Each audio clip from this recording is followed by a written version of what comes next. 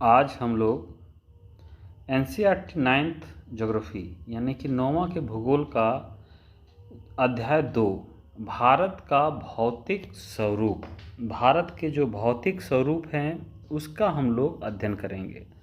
अध्ययन करने से पहले थोड़ा सा भौतिक स्वरूप के बारे में जान लें कि भौतिक स्वरूप का मतलब होता है धरातल का ऊपरी सतह या ऊपरी भाग में जो भी स्वरूप स्थित है, चाहे वो पर्वत हो, पठार हो, मैदान हो, वो सभी स्वरूप जो हैं वह भौतिक स्वरूप कहलाते हैं।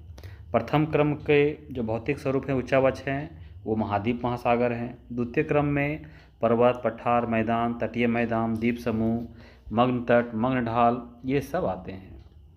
ठीक है, तो इस विषय का हम लोग अध्ययन शुरू करें। पहला है प्रश्न, विश्व की सबसे ऊंची चोटी कौन सी है? तो पता है सबको, यह है माउंट एवरेस्ट। ऊंचाई कितनी है? 8,848 मीटर की ऊंचाई है इसकी। नेक्स्ट है माउंट एवरेस्ट किस देश में स्थित है? तो ये नेपाल में स्थित है। नेपाल में इसको जो है सागर माथा के नाम से जाना जाता है। नेक्स्ट है विश्व की सबसे गहरी खाई कौन सी है? तो सबसे गहरी खाई जो है वह है मेरियाना गर्त, जिसकी गहराई 11,034 मीटर है, जो कि प्रशांत महासागर में स्थित है। इसकी गहराई को लेकर थोड़ा सा कन्फ्यूजन रहता है, कहीं कहीं इसकी जो गहराई है वह 10,984 मीटर भी मिलता है। ये वहाँ पर प्लस माइनस करके लिखा हो रहता है, प्लस माइनस 25 या कहीं कहीं 30 मिलता है, यानी कि इसकी एक्यूरेट गहराई जो है वो बहुत जगह अलग अलग वेरिएशन में रहता है। तो आप लोग को 11,000 जो 33 है, 11,034 मीटर या 33 मीटर याद रखना है, लगभग उसी के लमसम इसकी गहराई है। नेक्स्ट है भारत को कितने भौतिक स्वरूपों में बांटा गया है? तो भारत को जो है मुख्य रूप से 6 भौतिक स्वरूपों में बांटा गया है।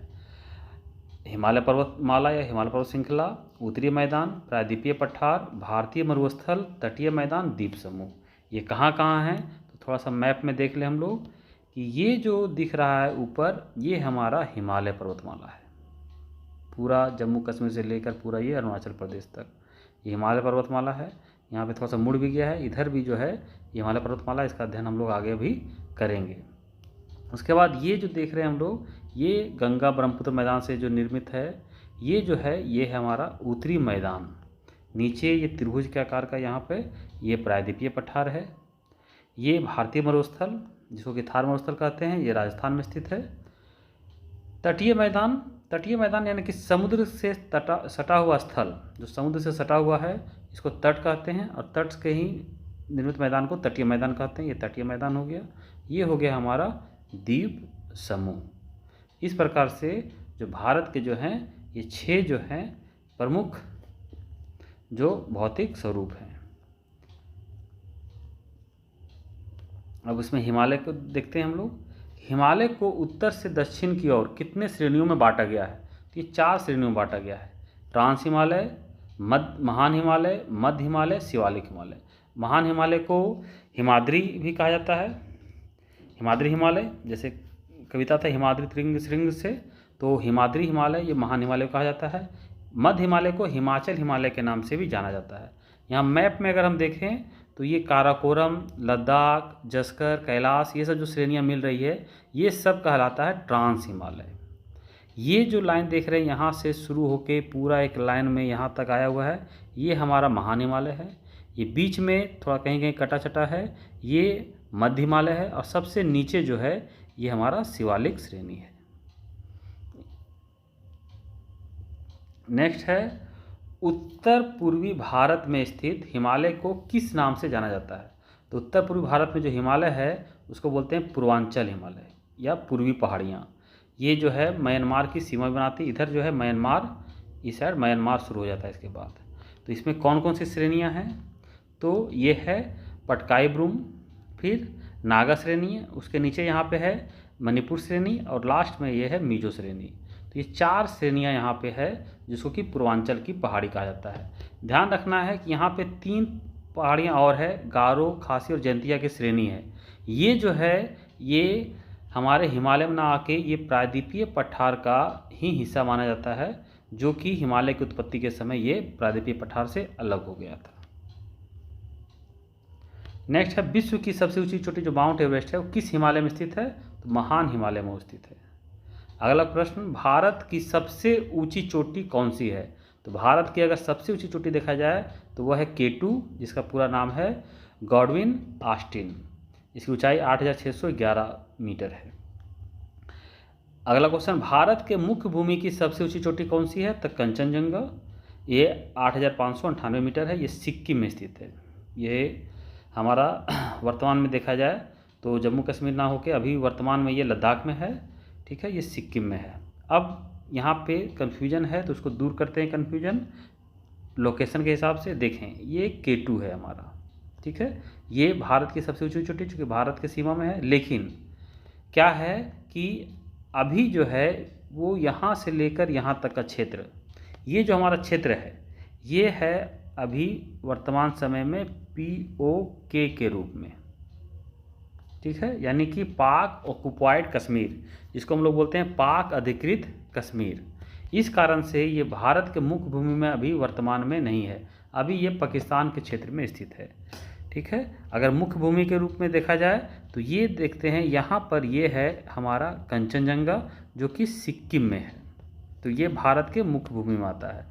तो एग्ज़ाम में ध्यान रखना है कि एग्ज़ाम में जब ये क्वेश्चन आए, ठीक है, तो ध्यान रखना है कि अगर पूछे क्वेश्चन कि भारत की सबसे ऊंची चोटी और K2 रहे या गॉडविन ऑस्टिन रहे तो इसको सही करना है, अगर ये ना रहे तो कंचनजंगा को सही मानना है।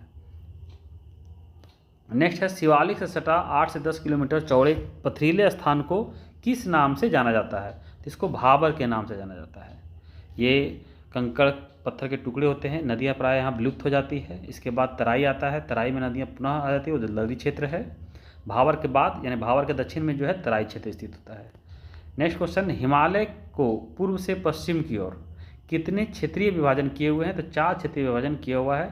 पंजाब हिमालय, कुमायूं हिमालय, नेपाल हिमालय और असम हिमालय। ये जो बंटवारा है ये प्रमुख नदियों के द्वारा है। कैसे है वो देखें आगे। पंजाब हिमालय का विस्तार किन दो नदियों के बीच है? तो सिंधु से सतलज, यानी सिंधु नदी जो कि निकलती है मानसरोवर से, तो सिंधु नदी से लेकर सतलज नदी के बीच जो हिमालय है उसको पंजाब हिमालय कहा जाता है और हिमाचल हिमालय भी कहा जाता है इसको। नेक्स्ट है कुमायूं हिमालय, इसका विस्तार सतलज नदी से लेकर काली नदी तक है। नेक्स्ट नेपाल हिमालय, इसका जो विस्तार है वो काली नदी से लेकर तीस्ता नदी तक है। और लास्ट जो है असम हिमालय, ये तीस्ता नदी से दिहांग, दिहांग जो है ये ब्रह्मपुत्र की सहायक नदी है, तो ये दिहांग नदी तक विस्तार है। अगला क्वेश्चन, पुरानी जलोढ़ मिट्टी को किस नाम से जाना जाता है? या क्वेश्चन आता है एग्जाम में, गंगा मैदान में वेदिका जैसी आकृति किस भाग को प्रदर्शित करता है? तो वह है भांगर या बांगर। इस तरह से एग्जाम में कहीं कहीं कॉपी में कहीं बांगर मिलता है कहीं भांगर मिलता है, दोनों एक ही चीज़ है, अलग नहीं है। नेक्स्ट, नवीन जलोढ़ मिट्टी को किस नाम से जाना जाता है? या बाढ़ वाले मैदान के नए तथा युवा निक्षेपों को किस नाम से जाना जाता है? तो इसको खादर कहते हैं। ये बहुत ही उपजाऊ होती है और बाढ़ का पानी यहाँ अक्सर पहुँचता है। यहाँ ध्यान रखना है कि बांगर में बाढ़ का पानी कभी नहीं पहुँचता है और यहाँ पे बाढ़ का पानी अक्सर पहुँचता है। बांगर खादर जो है बहुत अधिक उपजाऊ है और खादर की तुलना में बांगर जो है थोड़ा सा कम उपजाऊ होता है। नेक्स्ट है, तीन तरफ से जल से घिरे, यहाँ घिरे आ गया, घिरे कर लेना। घिरे क्षेत्र को क्या कहा जाता है? तो तीन तरफ से जल से घिरे क्षेत्र होता है उसको कहते हैं प्रायद्वीप। नेक्स्ट है, चारों ओर से जल से घिरे क्षेत्र को क्या कहते हैं? तो उसको कहते हैं द्वीप। भारत में हम लोग देखें अगर हम भारत के मैप में, ठीक है, तो ये जो है ये यहाँ ध्यान दें तो ये भारत का जो है ये इधर देखें, एक और दो और नीचे तीन और, ये तीन ओर से जल से घिरा है इसलिए ये प्रायद्वीप भारत कहलाता है। और ये जब देखें हम लोग ये चारों तरफ से जल से घिरा है तो लक्षद्वीप, ये देखते हैं चारों तरफ से घिरा हुआ तो अंडमान निकोबार द्वीप समूह। दो द्वीप समूह हैं, बंगाल की खाड़ी में अंडमान निकोबार है, इधर लक्षद्वीप है। तो द्वीप का मतलब चारों तरफ से जल से घिरा हुआ है, ये तीन तरफ से जल से घिरा हुआ है तो इसको प्रायद्वीप कहते हैं। अगले क्वेश्चन को देखें हम लोग, भारतीय मरुस्थल को किस नाम से जाना जाता है? तो उसको थार मरुस्थल कहते हैं। भारत के मरुस्थल जो है थार मरुस्थल कहते हैं। ये राजस्थान में राज्य में है, ये ध्यान रखना है, राजस्थान राज्य में। कभी कभी एग्जाम में क्वेश्चन आता है कि मरुस्थल किस राज्य में स्थित है, तो थार मरुस्थल जो है राजस्थान में स्थित है। नेक्स्ट है, थार मरुस्थल में विकसित अर्धचंद्राकार बालू के टीलों का कहा जाता है? तो बरखान। ये देखें फिगर में, ये जो है अर्धचंद्राकार है, इधर चंद्रमा की तरह है ये, तो इसको अर्धचंद्राकार, यहाँ से देखिए अगर चंद्रमा की तरह है ये पूरा चांद की तरह है, इसलिए इसको अर्धचंद्राकार कहा जाता है। यहाँ पे क्या होता है कि हवा इधर से प्रवाहित होती है, ये हवा इधर से प्रवाहित होती है, इसीलिए ये जो बरखान है ये आगे धीरे धीरे घसकते भी रहता है। बालू इधर से गया और उधर से उतरा, इधर से बालू चढ़ा इधर से उतरा, तो धीरे धीरे ये हवा के कारण, हवा के दिशा में ये आगे बढ़ते जाता है। ये हमारा हो गया बरखान। ये मरुस्थलीय क्षेत्रों में विशेष रूप से देखने को मिलता है ये स्थलाकृति। नेक्स्ट है पूर्वी घाट की सबसे ऊंची चोटी कौन सी है? तो महेंद्रगिरी। ऊंचाई इसकी है 1501, कहीं कहीं 1500 देखने को इसका मिलता है, तो इसकी ऊंचाई 1501 मीटर है। नेक्स्ट पश्चिमी घाट की सबसे ऊंची चोटी कौन सी है? तो अनाईमुड्डी, इसकी ऊंचाई है 2695 मीटर। अगला क्वेश्चन, पूर्वी घाट और पश्चिमी घाट कहाँ पे एक दूसरे से मिलती है? तो नीलगिरी पर्वत के पास ये दूसरे से मिल जाती है। इसकी लोकेशन को हम लोग ध्यान दें तो यहाँ पे है ये महेंद्रगिरी, ये महेंद्रगिरी है, ये देखें हम लोग ये महेंद्रगिरी है। यहाँ पे देखें तो ये अनाईमुड्डी है यहाँ, और ये नीलगिरी पर्वत है जहाँ पे ये पूर्वी घाट, ये पश्चिमी घाट दोनों आके मिल जाती है, यहाँ पे नीलगिरी पर्वत स्थित है। ठीक है, तो ये लोकेशन भी याद रखें जिससे कि याद रखने में आसानी होता है।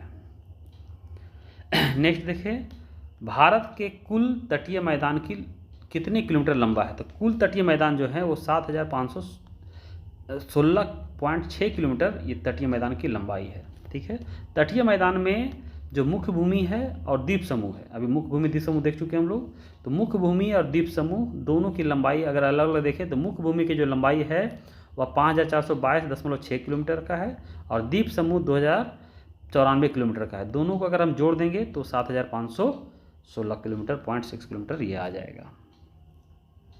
नेक्स्ट है, भारत के कितने राज्य में तटीय प्रदेश स्थित है? यानी कि भारत के कौन कौन से राज्य हैं जो तटीय प्रदेश में हैं? तो देखिए हम लोग 9 राज्य हैं, गुजरात, महाराष्ट्र, गोवा, कर्नाटक, केरल, तमिलनाडु, आंध्र प्रदेश, उड़ीसा, पश्चिम बंगाल। ये 9 राज्य हैं जो कि तटीय क्षेत्रों में स्थित है। नेक्स्ट है, भारत के पूर्वी तटीय मैदान जो उड़ीसा के पास स्थित है तो उसे किस नाम से जाना जाता है? तो उसको कहते हैं उत्तरी सरकार, या उसको उत्कल तट भी कहा जाता है। नेक्स्ट, तमिलनाडु के पास स्थित तट को किस नाम से जाना जाता है? तो कोरोमंडल तट, और ये दोनों जो है वो पूर्वी तट पे है। पश्चिमी तट में देखें तो मुंबई से गोवा के बीच स्थित तट को क्या कहा जाता है? तो कोंकण तट। गोवा से दक्षिण में कन्नड़ तट, और उसके नीचे जो केरल के पास तट है वो मालाबार तट है। ठीक है, यहाँ पे लोकेशन में अगर हम देखें तो ये जो हो गया हमारा यहाँ पर, ये हमारा हो गया उत्तरी सरकार। ठीक है, इसके नीचे ये जो है ये हमारा कोरोमंडल है। इधर देखें हम, यहाँ मुंबई है और ये गोवा है, इसके बीच कोंकण तट है, और कोंकण तट के नीचे यहाँ पर कन्नड़ तट है, और सबसे नीचे यहाँ पे ये मालाबार तट है। तो लोकेशन भी याद रखें, उससे याद रखने में आसानी होती है। नेक्स्ट है, किस द्वीप का निर्माण प्रवाल भित्ति, मूंगा या कोरल रीफ, तीनों एक ही चीज़ है। ये एक छोटे से जीव होते हैं जो मरने के बाद इसमें कैल्शियम कार्बोनेट का परत पाया जाता है, वो जम के धीरे धीरे द्वीप के रूप में बन जाता है, उसी को प्रवाल भित्ति, मूंगा द्वीप या कोरल रीफ कहा जाता है।